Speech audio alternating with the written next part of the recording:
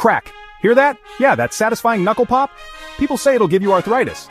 Spoiler alert, that's a myth. Here's the science. That sound? It's just gas bubbles collapsing in your joint fluid. Totally harmless. In fact, a doctor cracked the knuckles on one hand for 60 years and only one, and guess what? No difference. Zero arthritis. Multiple studies back it up. Knuckle cracking doesn't cause joint damage. So next time someone winces at your crack pop habit, hit them with this truth bomb. Crack on, my friend, your joints are just fine.